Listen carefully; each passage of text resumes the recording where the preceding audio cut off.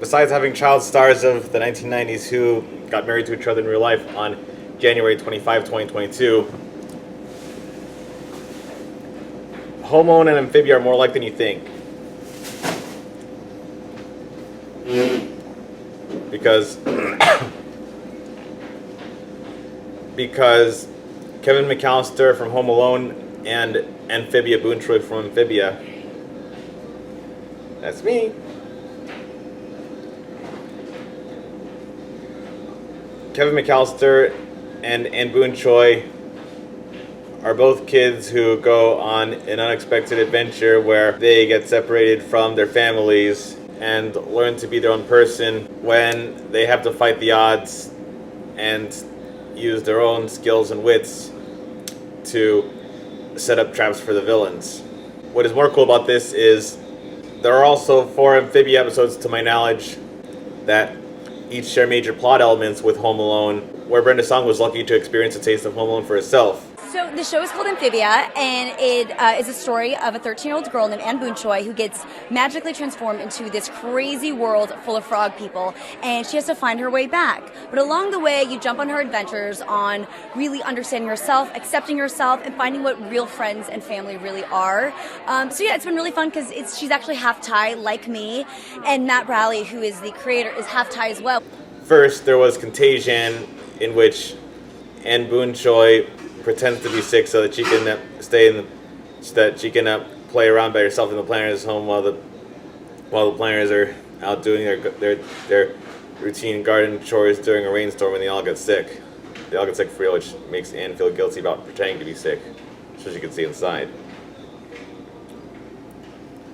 Second, there was Handy Ann, in which Anne Boonchuy booby traps the Planners' home to protect it from pests, monsters, criminals, and other sorts of unsavory villains who could invade, rob, and ransack the Planners' home while they're out on their long road trip to Utopia for the first half of season 2. And did this because she didn't have faith that Chuck could do the job that Hop Pop assigned for him, that Hop Pop contacted him to do until he showed how fast he was at cleaning up the mess he caused with his mutant vegetables. Gigantic sentient vegetables and fruits. Because of that, she used too much of that got growth chemical potion from Leopold Boggle. Third, there was Lost in Utopia, in which Anne Boonchuy and Polly Planter get lost and explore Utopia together.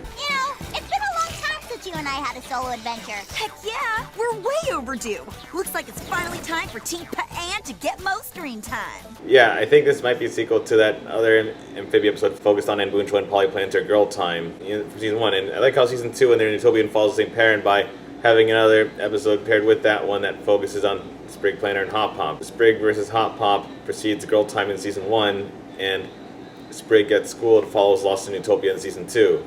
Fourth, there was Froggy Little Christmas, in which Anne Boonchui's parents don't want to have their annual Christmas Day parade because they know that King Andreas is still out searching for Anne. But Anne doesn't want them to give up their Christmas parade float for her, and she still wants to follow through with it. And the Boonchuys and the Planters found a way to work together to blow up a robotic Santa parade float that was possessed by King Andreas and his remote control video game moth toy. Anne, what's happening? Are we under attack? Are these fortifications? Booby traps? Weapons? Dude, calm down. It's just Christmas. With that being said, the iconic lead roles of Macaulay Culkin and Brenda Song being more alike than we thought, I can see why Macaulay Culkin took a liking to Brenda Song.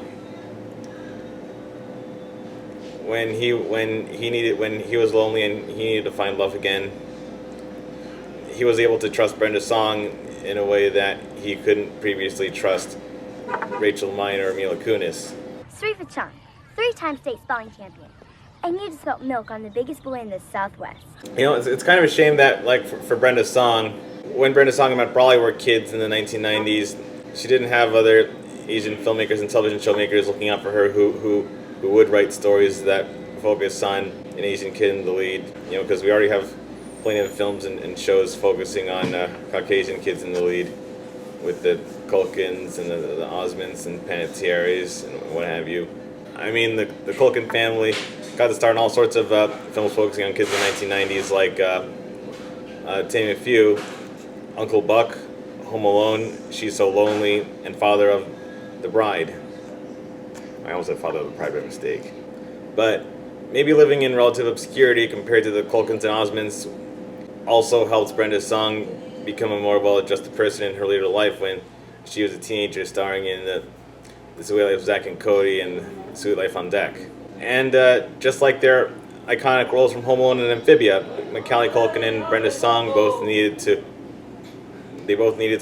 time to figure out who they are, to be their own people, independent, and who can learn to survive and work on their own independently from the rest of their family. Now, in the case of Amphibia, and Boonchuy doesn't come from a big family of other siblings and cousins where it's easy for parents to overlook her, unlike Kevin McAllister in Home Alone. So, in the plot of season 3, it matters that Anne Boonchuy was an only child, because otherwise it would mean less to the parents of Anne, when they've been missing her all this time, and they don't have other kids, nephews, or nieces of their own to look after in Anne's absence. In real life, the Culkin kids had a much more abusive, worse family than who you see it than their Home Alone film family, who's they're meant to be funny and ridiculous and not a serious threat.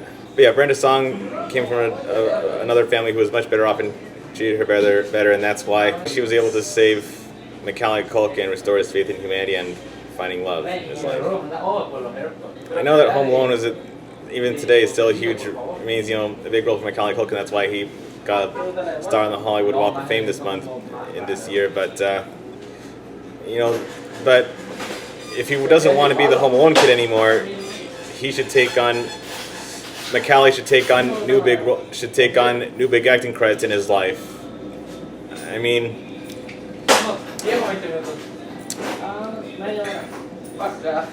Kieran Culkin and Brenda Song may not. Just like Macaulay Culkin, I know that Kieran Culkin and Brenda Song may not be as popular as they used to be when they were kids, but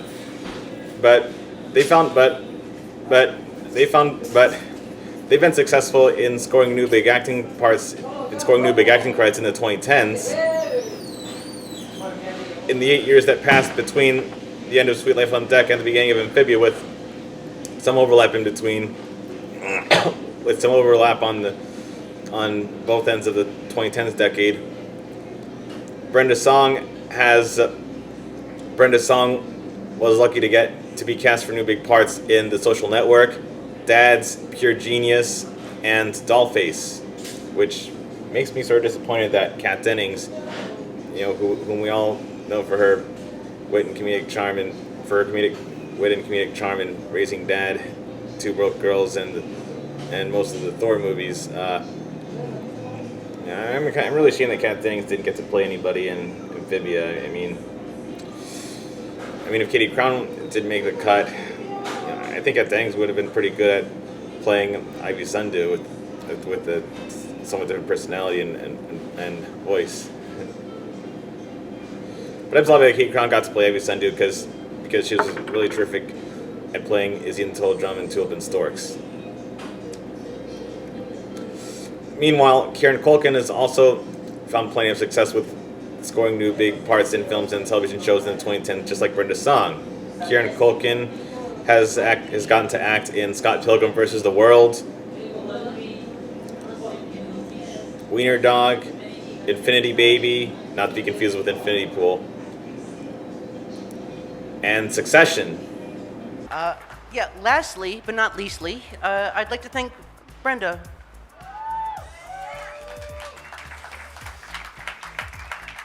You are absolutely everything.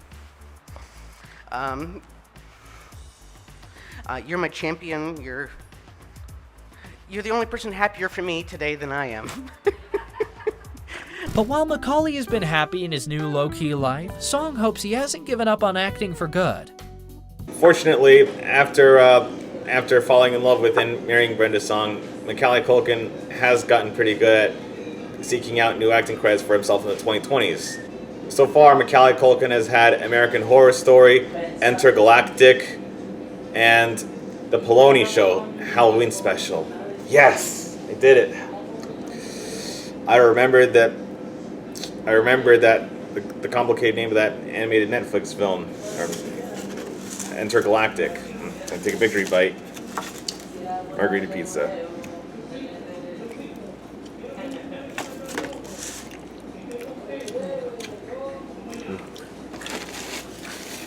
Meanwhile, Kieran Culkin and Brenda Song have just been equally as successful at Macaulay Culkin at scoring new acting credits in the 2020s. Kieran Culkin has gotten new parts in Solar Opposites. Scott Pilgrim Takes Off, where he reprises his Scott Pilgrim versus the World character in English anime dub, and A Real Pain, where he gets to co-star with Jesse Eisenberg 14 years after Brenda Song had her chance and had a turn to do that in The Social Network.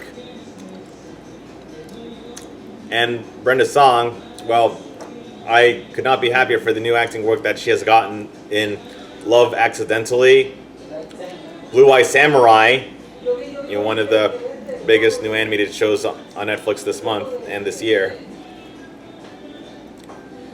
and Operation Taco Gary's. I'm really happy for Macaulay Culkin to get his start on the Hollywood Walk of Fame for all the trouble and all the fame and fortune and misfortune he experienced, along with the rest of his fellow Culkin child stars in the 1990s. And I really hope Brenda Song also. I really hope Brenda Song can also score that big. I also want Brenda Song, if they haven't done so already, I'd also like it if Brenda Song and Kieran Culkin hit it that big in their current adult acting lives to win a star on the Hollywood Walk of Fame next year or in the next year. So far, I think Kieran Culkin's already on a pretty good road to his own Hollywood Walk of Fame star with Succession. And I want Brenda Song to be in another film or show which is that big of a hit, which she might actually get there with Blue Eye Samurai, if she's lucky, really lucky, and smart and talented. I don't know if she has a star on the Hollywood Walk of Fame yet, but Karen Fukuhara's been lucky to win a Star Meter Award for The Boys, and I'd like it if Brenda Song also was in something was big enough of a hit to help her win a Star Meter Award, which could certainly happen with Blue Eye Samurai. Someone making films in Hollywood right now, if they can write holiday musical films, should write a holiday musical film starring Brenda Song, Karen Fukuhara, Macaulay Culkin, and Haley Joel Osment. Not only would it be a much better film for the December holidays to star Brenda Song and Karen Fukuhara than when they were voice actors in Bobbleheads, but it would also be a perfect demonstration, to showcase how talented they are. How they're both very good actors who are also just as great at singing. Because we already know that Brenda Song and Karen Fukuhara are surprisingly good singers from that one episode of Amphibia and that one episode of The Boys where we got to hear them sing. Bugs, frogs, newts, and toads, gonna be a bumpy road. Flies for snacks, worms for lunch. I think I actually love this one. It's no big deal. I got starlight. I got sweet dreams. I got mon cœur. Who could ask for anything more? I can assume Haley Osment, he's another child star who's 2 weeks younger than Brenda Song, and we can assume that he might be another long-lost love of Brenda Song's life whom she once had before she met Macaulay Culkin, because he played a main character in the TV show Thunder Alley from 1984, and Thunder Alley was the first acting credit of Brenda Song, when she got to act in 2 episodes with Haley Osment when they were both 6 years old. And that's all I have to say about my current thoughts on the former child fame and the current adult fame of Macaulay Culkin, Kieran Culkin, and Brenda Song. I wish them all the best of luck and hope that they can become big and hope that they can become bigger stars than they are now in whatever new lead roles in films, television shows, or cartoons they can seek out going forward from today without becoming too famous for long-term animated television roles.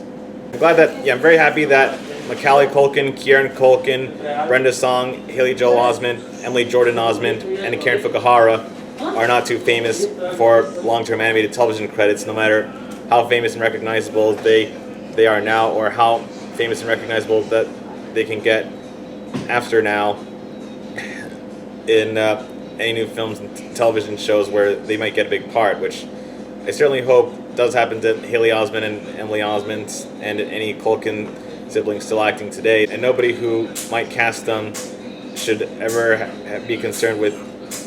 They shouldn't be, having traditional leading man, leading woman looks shouldn't be a requirement to get whatever parts they want to get if they're actually talented at playing any such characters who happen to be the lead role in a new film or show that can cast them.